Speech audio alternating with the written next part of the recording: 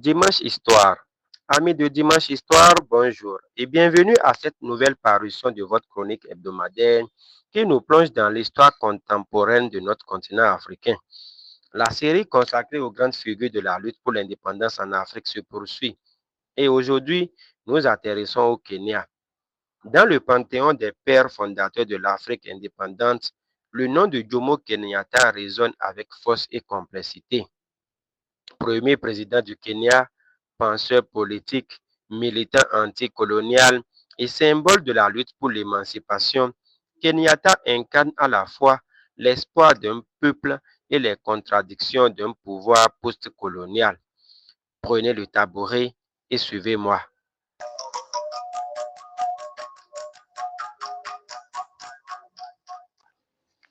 Situé en Afrique de l'Est, le Kenya est un pays de haut plateau traversé par la vallée du Rift avec une façade maritime sur l'océan Indien.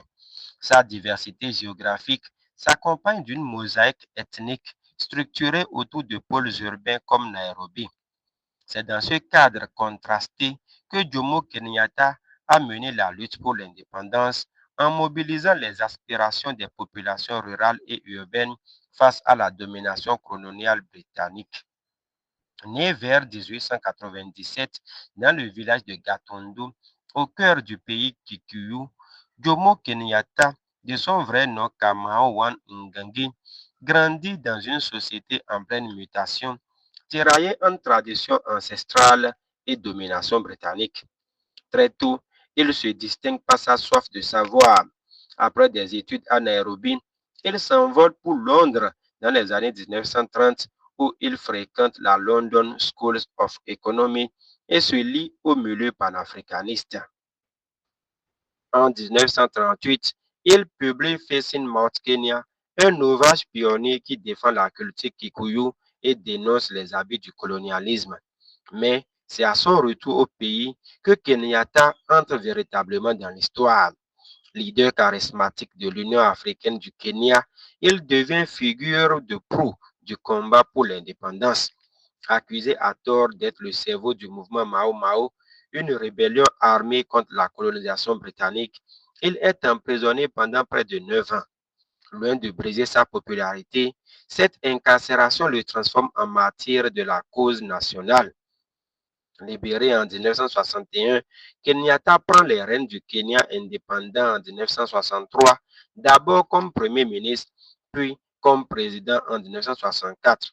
Son mot d'ordre, Harambe, tous ensemble en Swahili, devient le cri de ralliement d'un pays en quête d'unité et de développement. Sous sa houlette, le Kenya connaît une relative stabilité politique et une croissance économique notable, contrastant avec les troubles que secouent d'autres jeunes nations africaines. Mais l'héritage de Kenyatta est aussi marqué par des zones d'ombre. Son régime autoritaire muselle l'opposition, centralise le pouvoir et favorise parfois sa propre ethnie, les Kikuyu. L'assassinat de figures politiques comme Tom Mboya ou Kariuki jette une ombre durable sur sa présidence.